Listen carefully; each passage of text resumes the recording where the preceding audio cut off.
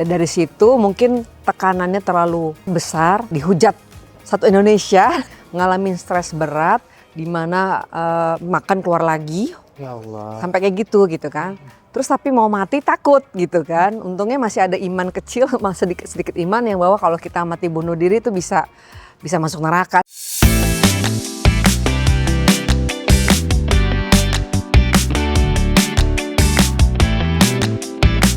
Pejuang langit kita kali ini adalah Elma Theana, seorang aktris sekaligus penyanyi yang multitalenta. Berparas cantik, bersuara lembut, dan piawai dalam seni peran melambungkan namanya begitu tinggi. Di awal usia 20 tahunan, popularitas dan kemewahan menjadi sahabat Elma. Namanya kerap menjadi peran utama di berbagai judul sinetron. Ratusan juta mudah didapat hingga membuatnya terlena dan tenggelam dalam dunia malam.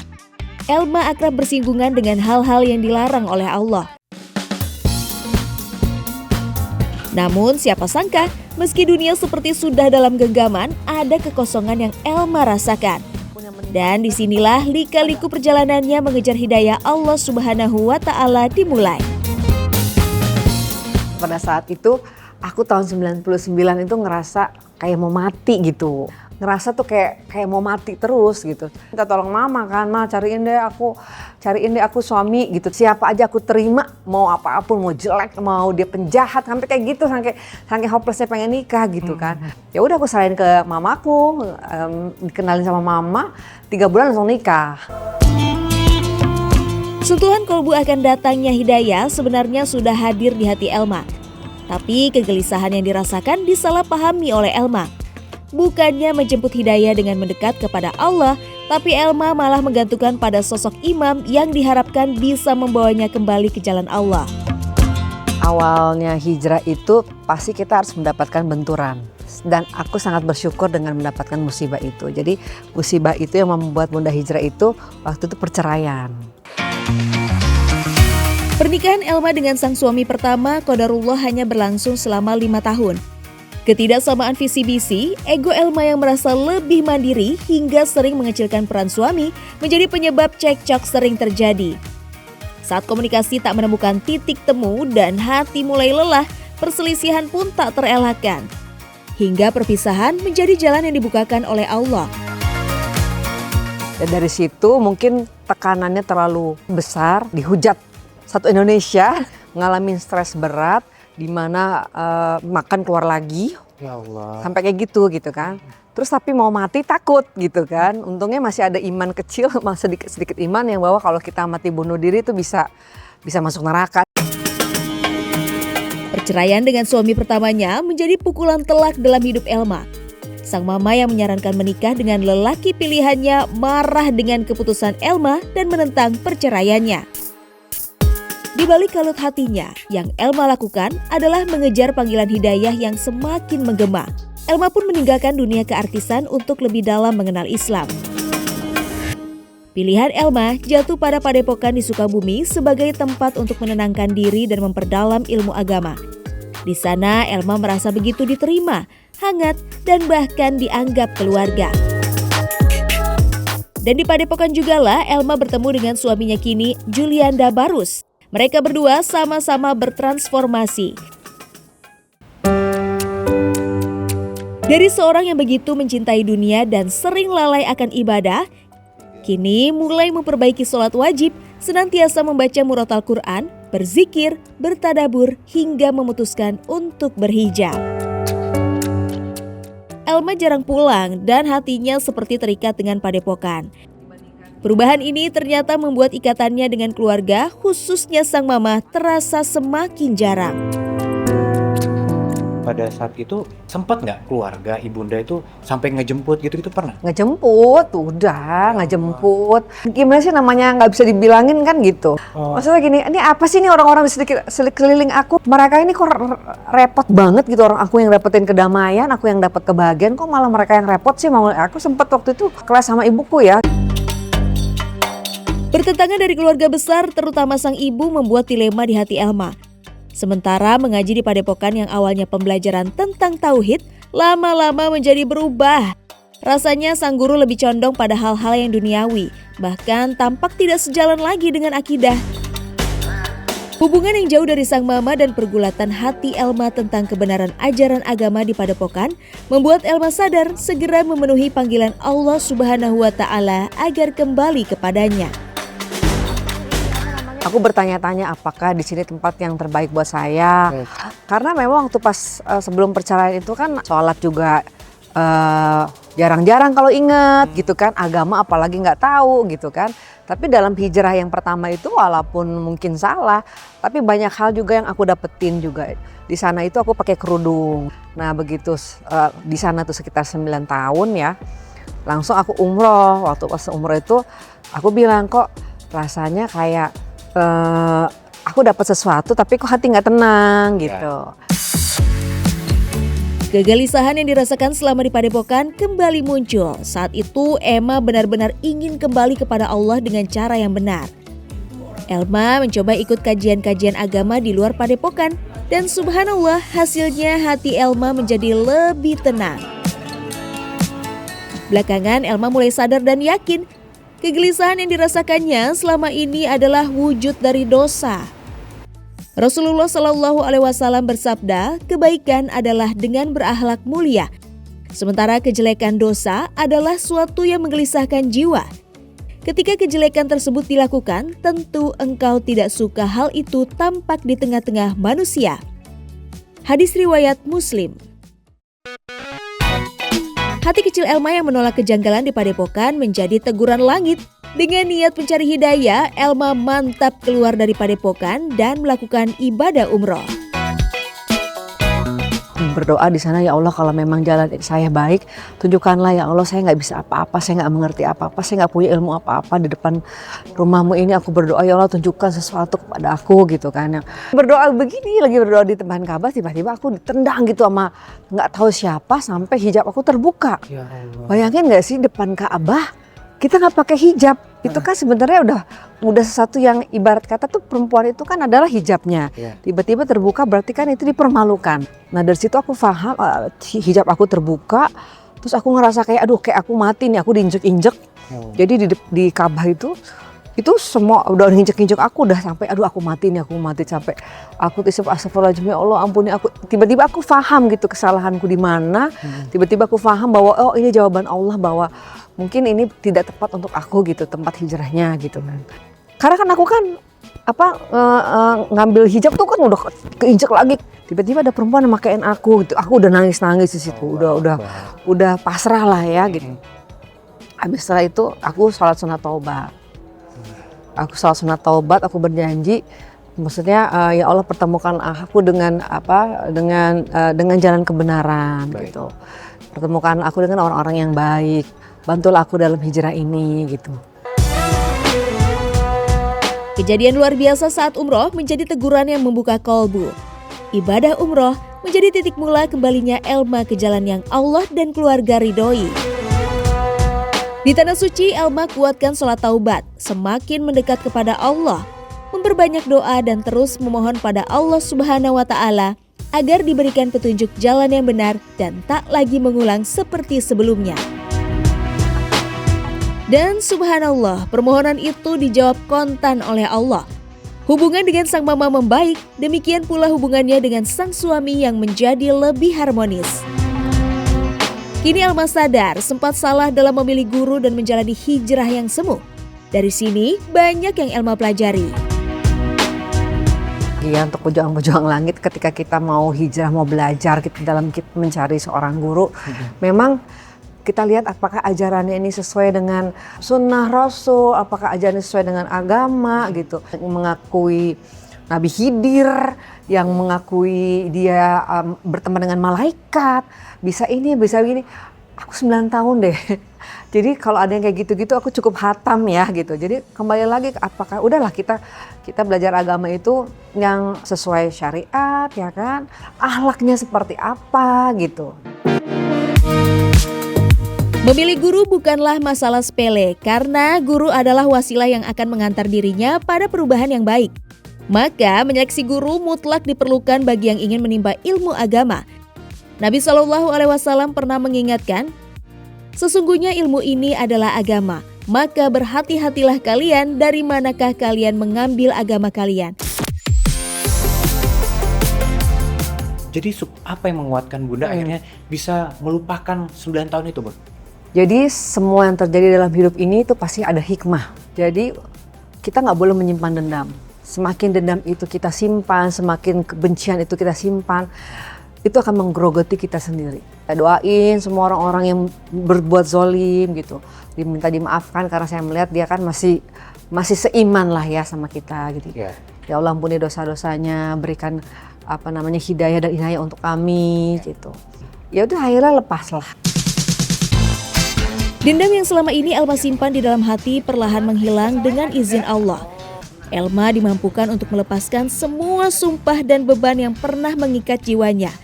Semua itu ia lakukan semata-mata karena niat untuk Allah. Berharap agar setiap jalan hidayah yang ia tempuh dimudahkan dan dilapangkan olehnya. Masya Allah, keikhlasan menerima seluruh takdir Allah menjadi jalan langit yang Elma Tiana pilih setelah meninggalkan padepokan. Rasa ridho itulah yang menuntun Elma pada hijrah yang hakiki. Bukan sekedar berpindah arah, namun juga berpindah hati menuju kehidupan yang lebih dekat, lebih tunduk, dan lebih berserah kepada Allah Subhanahu wa Ta'ala. Setiap hari Jumat itu kita berdua gitu. Jadi saya menemukan bahwa ternyata belajar agama bersama-sama suami itu menyenangkan ya gitu. Kalau suami itu kan suka bandel, dinasihatin istri itu nggak terima gitu kan. Kamu tuh so tahu gitu kan. Tapi kalau begitu kita belajarnya bersama, udah dengar dari gurunya langsung. Jadi senyum-senyum, aku cuma colek-colek gitu kan. Karena surganya istri itu ada di suami. Jadi kita harus bagaimana walaupun selama suami ini tidak mengajarkan kekafiran kepada Allah, kita harus taat dan tunduk pada suami. Proses mencari hidayah yang tidak mudah Allah ganjar semuanya dengan banyak keberkahan. Allah karuniai juga dengan rumah tangga yang penuh kasih sayang Allah yang penuh rahmat.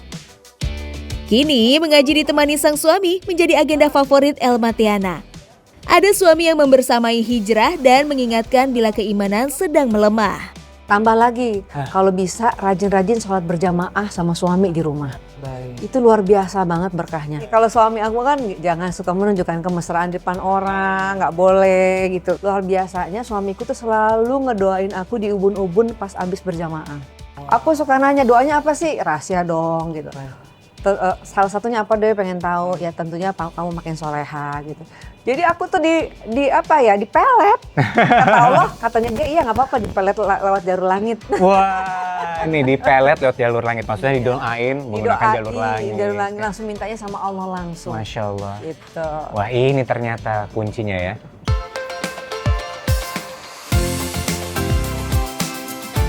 Masya Allah, ikhlas dengan takdir Allah dan terus berusaha mencari jalan ridho Allah menjadi amalan yang Elma Tiana jalani di hidupnya. Jatuh bangun, semuanya sudah dilalui. Tak hanya hubungan dengan mama dan sang suami, artis senior ini kini juga dikelilingi dengan teman-teman yang insya Allah saling mengingatkan dalam kebaikan. Dia mengajak kita tuh bikin pengajian. Oke. Dan dia itu memang sudah dari 2016, itu dia jadi ketua arisan dan pengajian. Oh, jadi yang menginisiasi itu Bunda Elma? Bunda Elma, Sister Soleha kita namanya.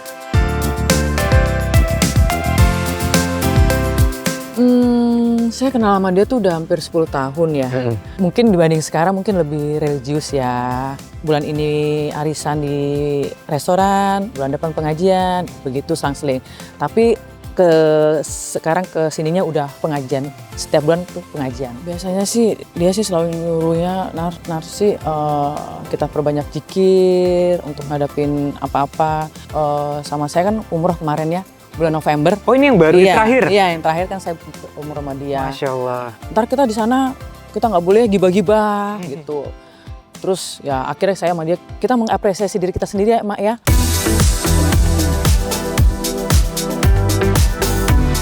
Sister Soleha, komunitas muslimah yang berfokus pada kegiatan syarat akan amal dan pahala. Setelah melewati beratnya perjalanan hijrah, menyadarkan Elma pentingnya amal jariah. Karena itulah, Elma tak henti juga menebar kebaikan dan tularkan pada teman-temannya. Kegiatan yang rutin dimulai dari pengajian, kini bahkan membina 5 yayasan yatim piatu. Wah, Masya Allah. Sister Soleha ini kita punya ada 5 anak-anak hafiz, anak-anak kecil yang hafiz Quran dan juga yatim. 2 lagi yang kita santunin tuh orang tua yang sudah nggak punya anak, dan 1 lagi ya kita bagi-bagi makanan. Merasakan beratnya menjadi anak yatim di masa kecil dan harus berpisah dengan sang ibu, membuat Elma ikut merasakan beratnya hidup tanpa orang tua. Kini, menyantuni anak yatim dipilih Elma sebagai jalur langit yang ia terus lakukan untuk mendapatkan rahmat Allah Azza wa Jalla. Rasulullah Shallallahu Alaihi Wasallam bersabda, "Aku dan orang yang memelihara anak yatim itu akan masuk surga seperti ini." Nabi memberikan isyarat dengan jari telunjuk dan jari tengah dan merenggangkan keduanya.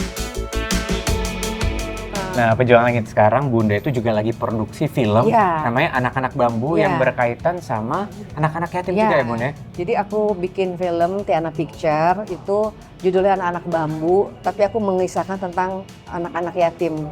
Jadi anak-anak yatimnya juga main juga di film, jadi merasakan bagaimana mereka tuh menjadi artis. Tiana Picture ini adalah PH untuk dapurnya kebutuhannya mereka setiap bulan. Wah, berarti kita wajib nih doain semoga filmnya nanti meledak ya Bunda? Amin, amin. Karena di situ ada haknya anak yatim di situ. Menyantuni anak yatim juga Elma niatkan agar menjadi amal jariah untuk almarhumah sang mama.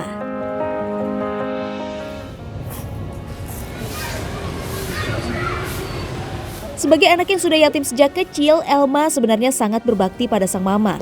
Semua pilihan sang mama, Elma turuti dan lakukan. Dalam diri Elma terpatri bahwa ridho Allah Subhanahu wa Ta'ala terletak pada ridho orang tua. Dulu kan kita sempat terpisah. Jadi aku tuh dulu kecil itu nggak tinggal sama mama. Papa aku meninggal, aku kelas 2 SD. Terus aku tinggal di keluarganya papa kan. Terus aku cari ibuku. Itu di pas naik kelas 1 SMP. Nah dari situ mama bilang, mama nggak bisa sebenarnya tinggal bareng sama anak-anak karena mama tuh susah hidupnya. Aku pengen makan nggak makan kita kumpul. Nah dari situlah pendekatan aku sama mama. Sampai akhirnya aku bisa menjadi tulang punggungnya keluarga gitu. Elma sejak kecil sudah terbiasa hidup mandiri, mencari uang sendiri agar bisa bersama sang mama. Didikan agama yang diajarkan sang mama membuat hidup Elma tidak pernah lepas dari ibadah. Meminta ridho sang mama sudah sedari muda Elma amalkan. Setiap kali ada panggilan casting, Elma juga selalu minta izin dan ridho dari sang mama. Dan dengan izin Allah Azza wa Jalla, Elma selalu mulus dan lolos casting, Masya Allah. Tak hanya itu, bahkan sebelum menikah, semua penghasilan Elma dihadiahkan untuk sang mama tercinta. Ini murni karena cinta dan bakti Elma pada almarhumah Omawati. Terendahnya mama juga, terendahnya aku juga, itu pada saat mama dinyatakan sakit. Itu dekatnya itu banget itu setelah mama dinyatakan sakit gitu, sakit cancer gitu. Dia tuh survive banget, nggak pernah ngeluh, nggak pernah mau ini nggak pernah yang bagaimana gitu. Kita selalu maafin mama ya kalau mama tuh banyak nyusahin anak-anak gitu. Aku bilang mah izinkan kita tuh berbakti sama orang tua. Jangan pernah ngerasa dibebanin sama anak. Aku bilang justru disitulah tempat kita mendapatkan pahala dari berbakti sama orang tua gitu. Terus mama tuh kalau apa-apa selalu doain aku. Aku kadang-kadang kalau lagi ada masalah datang ke mama minta didoain itu. Ma doain aku dong gitu. Doain banget ini ya kan. Di kakinya dia doain. Selalu gitu. Pas ngerasa dia nggak ada tuh aku sedih banget. Nggak ada yang doain aku gitu. Biasanya kita datang ke Kelapa Gading. Aku pernah dalam keadaan dia sakit sakaratul maut. Aku sempat aku ngerasa kok kayaknya mama sebentar lagi. Di situ aku masih minta doain mama. Walaupun mama nggak bisa ngomong, tapi dia cuma bisa melek sambil ngedip-ngedip. Ma doain Elma dong, ma doain. Selalu doain Elma, mama, gitu. Doain yang baik-baik selalu.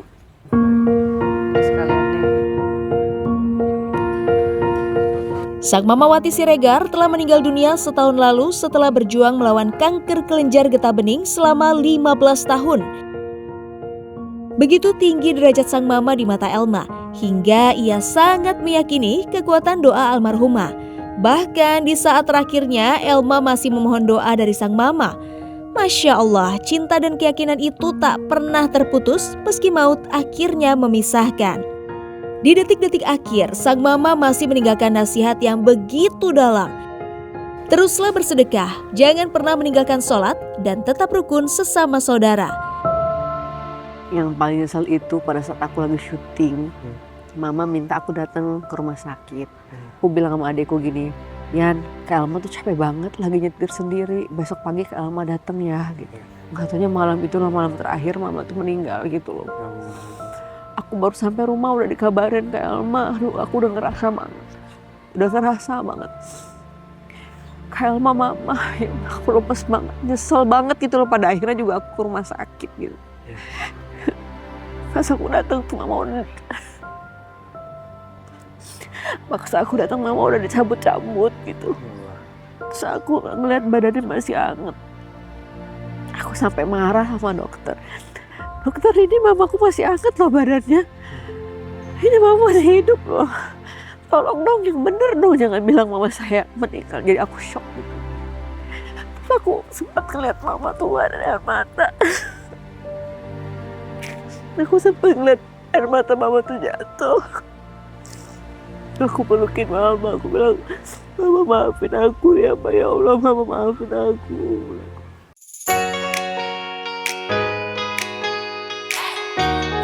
Pejuang Langit, perjalanan hidup Elma Theana mengajarkan kita bahwa luka, kehilangan, dan ujian bukanlah akhir segalanya. Dari kehilangan sosok ibu tercinta, Elma belajar satu hal yang paling berat namun paling indah, yaitu ikhlas dan ridho atas takdir Allah.